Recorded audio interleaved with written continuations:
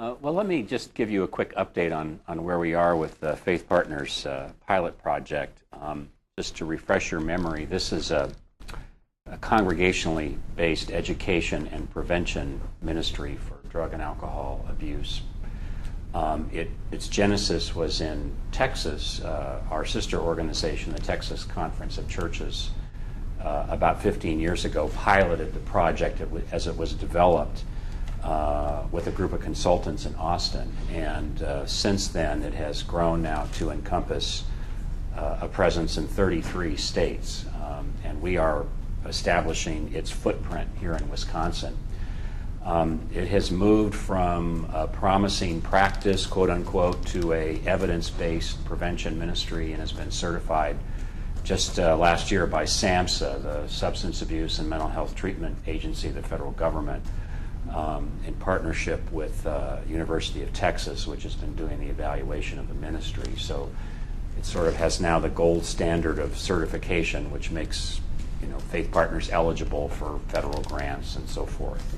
I actually went to a workshop, I don't know, about 5 years ago in Austin, and that's where I first got acquainted with the ministry, and I thought, given the realities here in Wisconsin around our cultural predisposition to alcohol abuse, that this would be a good thing for the Wisconsin Council of Churches to take on. So I came to you and requested a seed grant, and then we received a matching grant from the United Methodist Board of Global Ministries.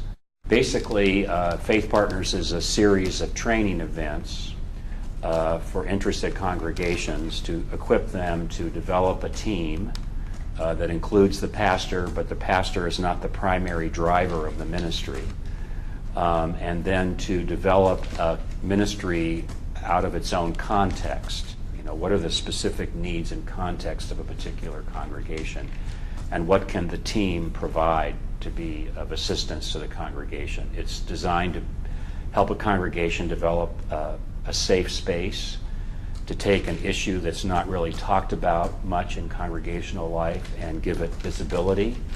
Most of the people who participate in the team are in recovery themselves.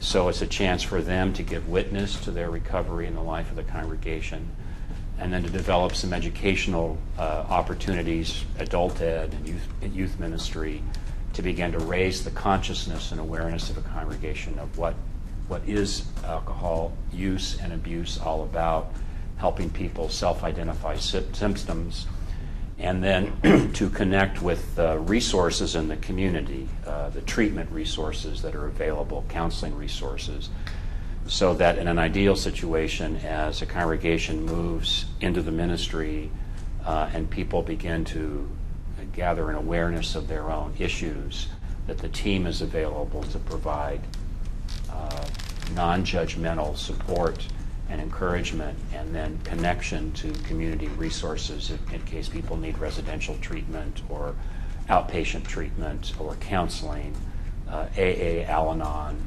NA, and so forth.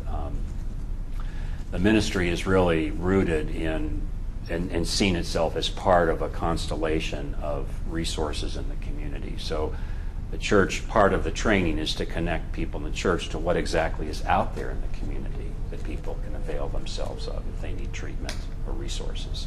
Thank you for having some courage to jump on this bandwagon with me. Would it be fair to characterize your position, last May to this May, that it's harder than you thought, but it is as worthwhile? Absolutely, yeah. I have no regrets that we've got into this, and I think for the churches that have taken it seriously and have jumped on that bandwagon, it definitely has been helpful.